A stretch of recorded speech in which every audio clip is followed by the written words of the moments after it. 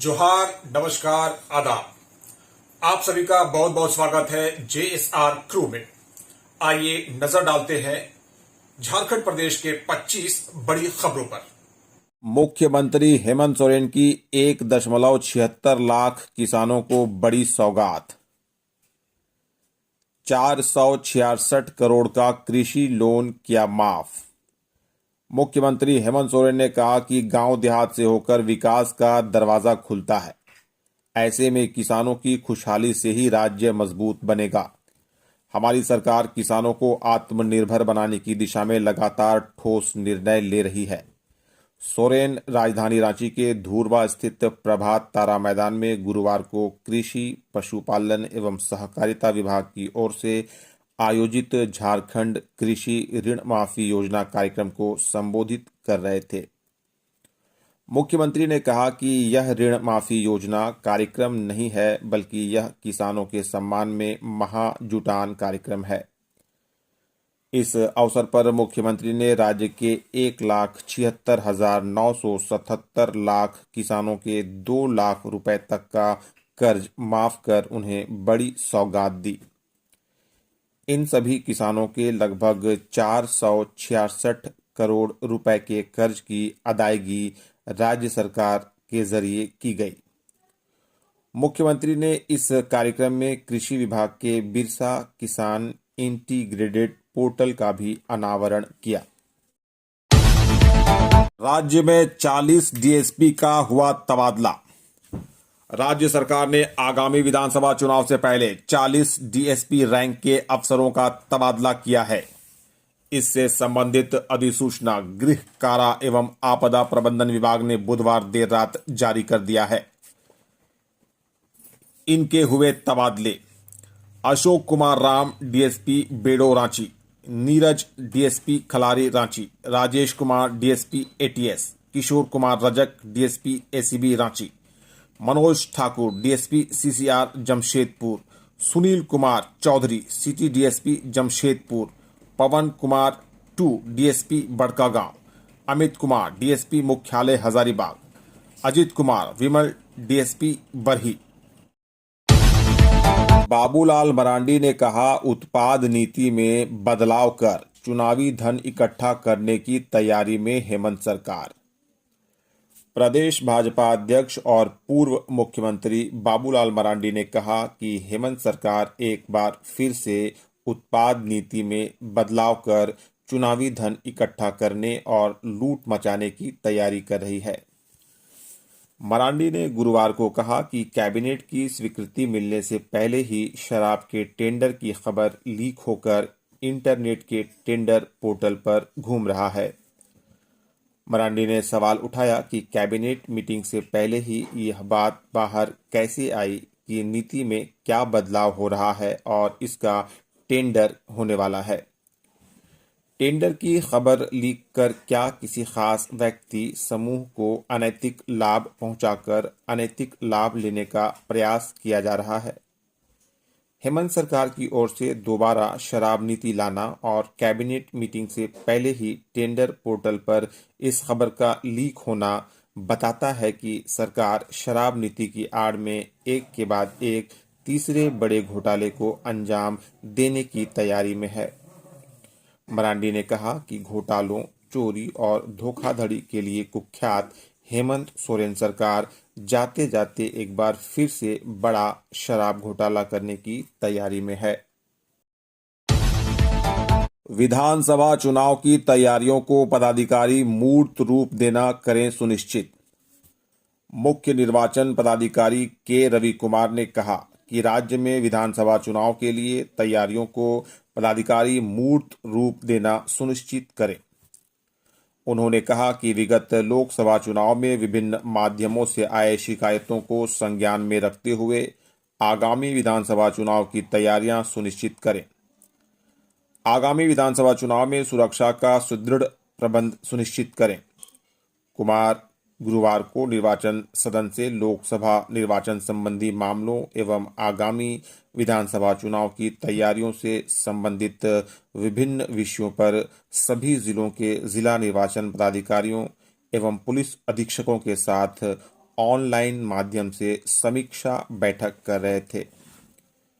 मुख्य निर्वाचन पदाधिकारी ने कहा कि सभी बीएलओ एवं बीएलओ सुपरवाइजर से इस बात का सर्टिफिकेट अवश्य लें कि उनके क्षेत्र में मतदाता सूची में एक भी गलत विलोपन न हुआ हो। पलामू में राज्य सरकार की मैया सम्मान यात्रा के दौरान गठबंधन में पड़ी दरारें उजागर। राज्य की सत्तारूढ़ गठबंधन सरकार के भीतर की दरारें हाल ही में संपन्न मैया सम्मान यात्रा के दौरान स्पष्ट रूप से उजागर हो गई। इस 3 दिवसीय कार्यक्रम का आयोजन पलामू में भी हुआ, जिसे मुख्यमंत्री हेमंत सोरेन की पत्नी कल्पना सोरेन के नेतृत्व में झारखंड मुक्ति मोर्चा ने प्रमुखता से संभाला। हालांकि इस यात्रा का उद्देश्य भारतीय जनता पार्टी की परिवर्तन यात्रा का जवाब देना था, लेकिन इसके साथ यह राज्य की गठबंधन राजनीति के बदलते समीकरणों को भी रेखांकित कर गया। गौरतलब है कि इस सरकारी कार्यक्रम में झामुमो के सिपाहसालार ही नजर आए। कांग्रेस और राजद कार्यकर्ताओं ने इससे अपने को दूर ही रखा। हुसैनाबाद विधानसभा क्षेत्र में झामुमो नेताओं की खेमेबाजी भी खुलकर सामने आ गई। एक खेमे का नेतृत्व हाल ही में झामुमो में शामिल जिला परिषद उपाध्यक्ष आलोक कुमार सिंह उर्फ टूटू सिंह कर रहे थे, तो दूसरे खेमे का वशिष्ठ कुमार सिंह उर्फ बबलू सिंह। रक्षा मंत्री राजनाथ सिंह ने कहा, जेएमएम का मतलब जमकर मलाई मारो। रक्षा मंत्री राजनाथ सिंह बीजेपी की परिवर्तन यात्रा को लेकर गुरुवार को धनबाद पहुंचे। इस दौरान उन्होंने झारखंड मुक्ति मोर्चा पर चुटकी लेते हुए कहा, जेएमएम का मतलब जमकर मलाई मारो है। परिवर्तन महासभा को संबोधित करते हुए उन्होंने न सिर्फ केंद्र सरकार द्वारा चलाई जा रही जन कल्याणकारी योजनाओं का जिक्र किया, बल्कि विपक्षी पार्टियों पर भी जमकर बरसे। कोयलांचल धनबाद के गोल्फ ग्राउंड पर राजनाथ ने झारखंड के सीएम हेमंत सोरेन को लेकर कहा, मुख्यमंत्री प्रदेश का नेता होता है और उस मुख्यमंत्री को जेल की हवा खानी पड़ी, और वो भी भ्रष्टाचार के आरोप में। उन्होंने कहा कि राजनीति ऐसे नहीं चलती, राजनीति लोक लाज और मर्यादा से चलती है। उन्होंने राहुल गांधी को भी निशाने पर लिया। साथ ही कहा कि राहुल गांधी विदेश जाकर लगातार भारत की छवि को धूमिल करने का काम कर रहे हैं।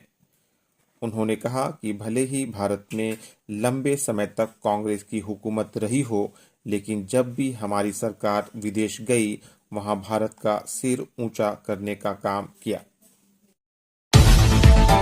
विधानसभा चुनाव के लिए झारखंड पुलिस पूरी तरह तैयार। झारखंड के डीजीपी अनुराग गुप्ता का दावा है कि यदि कल चुनाव की घोषणा हो जाए तो भी झारखंड पुलिस चुनाव करवाने को लेकर तैयार है। झारखंड के डीजीपी अनुराग गुप्ता पुलिस मुख्यालय में गुरुवार को पत्रकारों से बातचीत कर रहे थे। डीजीपी ने बताया कि चुनाव आयोग के साथ हुई बैठक में झारखंड पुलिस की तरफ से चुनाव को लेकर की गई तैयारी का पूरा विवरण पेश किया गया है। झारखंड पुलिस पूरी तरह से विधानसभा चुनाव की तैयारी में जुटी हुई है। उन्हें बस इसका इंतजार है कि विधानसभा चुनाव कितने चरणों में संपन्न होगा। यदि चुनाव एक ही चरण में संपन्न होगा तो उसके लिए फोर्स की आवश्यकता ज़्यादा होगी और उसी के अनुसार तैयारी की जाएगी। यदि चुनाव 2 या 3 चरण में होंगे तो फोर्स की संख्या भी कम रहेगी। राज्यपाल ने झारखंड खनिज धारित भूमि उपकर विधेयक को दी स्वीकृति। राज्यपाल संतोष कुमार गंगवार ने गुरुवार को झारखंड खनिज धारित भूमि उपकर विधेयक 2024 को मंजूरी दे दी है। विधानसभा के मानसून सत्र में यह विधेयक पारित हुआ था।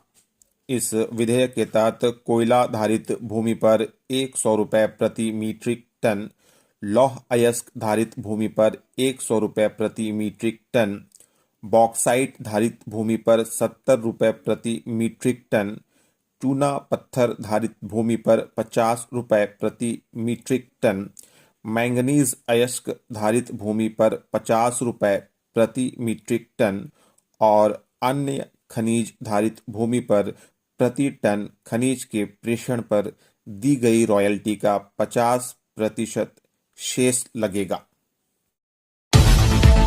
नवप्रोन्नत 140 हवलदारों को एसएसपी और सिटी एसपी ने किया सम्मानित। रांची एसएसपी चंदन कुमार सिन्हा और सिटी एसपी राजकुमार मेहता ने गुरुवार को नवप्रोन्नत 140 हवलदारों को बिल्ला लगाकर सम्मानित किया। रांची जिले में पदस्थापित 140 एसएलसी उत्तीर्ण आरक्षियों का डीआईजी अनूप बिरधरे के आदेश पर आरक्षी से हवलदार की कोटि में प्रोन्नति की गई। इसके बाद एसएसपी और सिटी एसपी ने रांची पुलिस लाइन में हवलदार को बिल्ला लगाकर सम्मानित किया। इसके लिए कांके रोड स्थित पुलिस लाइन में पीपिंग सेरेमनी का आयोजन भी किया गया। इस मौके पर मेजर, सार्जेंट मेजर और झारखंड पुलिस मेंस एसोसिएशन शाखा रांची के पदाधिकारी उपस्थित थे। अमर बाउरी ने कहा, आदिवासी समाज की अस्मिता को खतरे में डाल रहे हैं हेमंत सोरेन। मुख्यमंत्री हेमंत सोरेन के बयान पर प्रतिक्रिया देते हुए नेता प्रतिपक्ष अमर कुमार बाउरी ने कहा कि 1925 में स्थापित राष्ट्रीय स्वयं सेवक संघ के प्रयास से ही आज भारत गुलामी की मानसिकता को तोड़कर विश्व पटल पर अपनी पहचान बढ़ा रहा है। लेकिन यह अफसोस की बात है कि मुख्यमंत्री हेमंत सोरेन तुष्टीकरण और वोट बैंक की राजनीति के कारण पूर्वजों, वंशजों और आदिवासी समाज की अस्मिता को खतरे में डाल रहे हैं। बाउरी ने गुरुवार को कहा कि हेमंत सोरेन को राज्य में बांग्लादेशी घुसपैठ नहीं दिख रहा है, जबकि राष्ट्रीय स्वयंसेवक संघ भारत की अस्मिता और परंपरा को स्थापित कर रहा है। उसे हेमंत सोरेन अपने राज्य में प्रतिबंधित कर रहे हैं। उन्होंने कहा कि हेमंत सोरेन राष्ट्रीय स्वयंसेवक संघ के कारण ही आज अपने धर्म के साथ जीवन यापन कर रहे हैं, नहीं तो उनके सहित सारे लोग अपने मूल धर्म को खो चुके होते। साथ ही कहा कि हेमंत सोरेन, आप कितना वोट बैंक की राजनीति के कारण नीचे गिरेंगे, अपने अंतर मन की आवाज को जरूर सुने।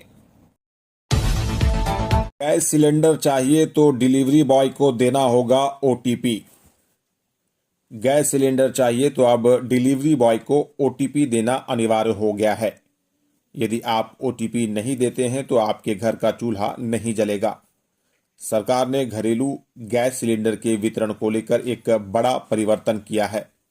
इसमें शहर से लेकर ग्रामीण इलाकों तक के जितने भी गैस सिलेंडर के ग्राहक हैं, उन्हें इसके नियम का पालन करना होगा। बताया गया कि यदि आपका मोबाइल नंबर आपकी कंपनी के साथ रजिस्टर्ड नहीं है तो आपको गैस सिलेंडर मिल पाना मुश्किल है।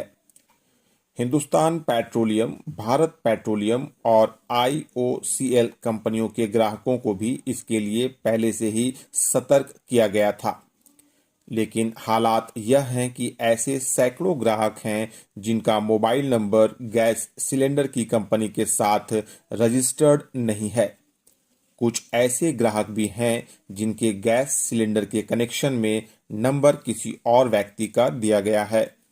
कुछ ऐसे परिवार भी हैं जहां मोबाइल नंबर धारक किसी दूसरे जिले या प्रदेश में निवास कर रहा है और समय पर ओटीपी नहीं मिलने की वजह से उनका गैस सिलेंडर वापस एजेंसी में चला जा रहा है।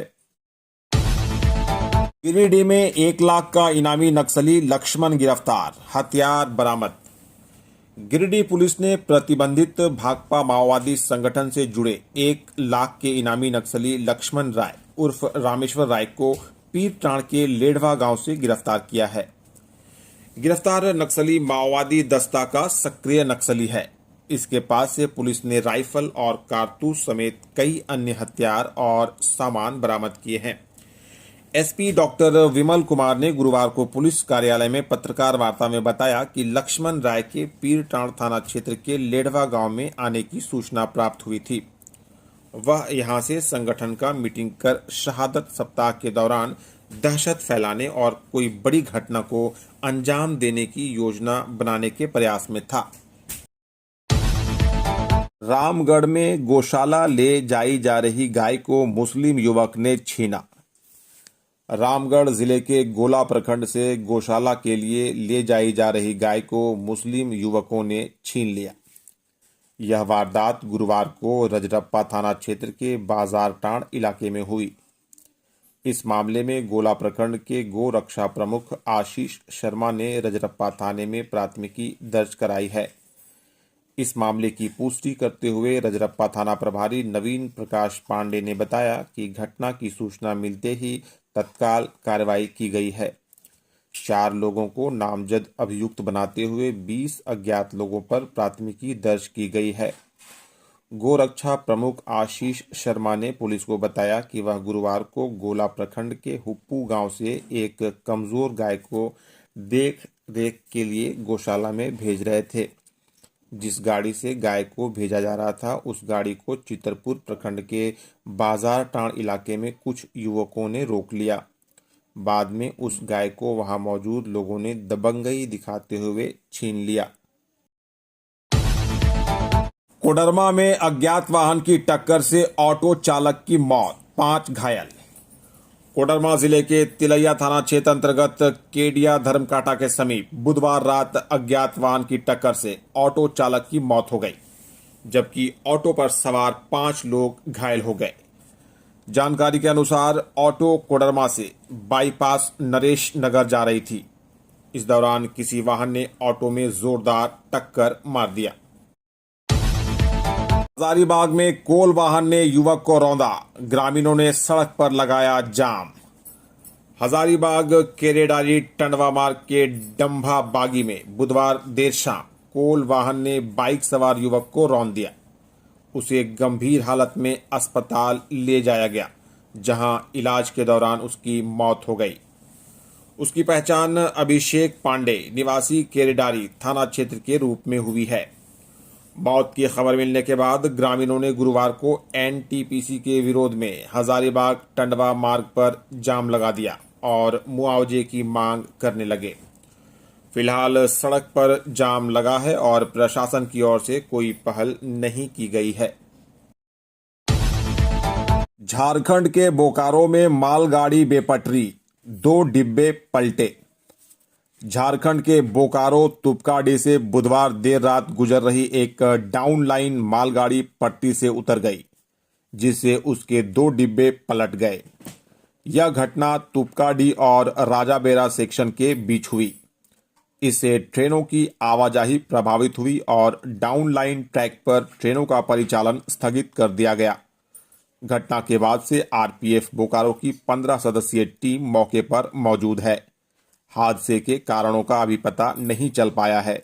जांच चल रही है और ट्रैक को साफ किया जा रहा है।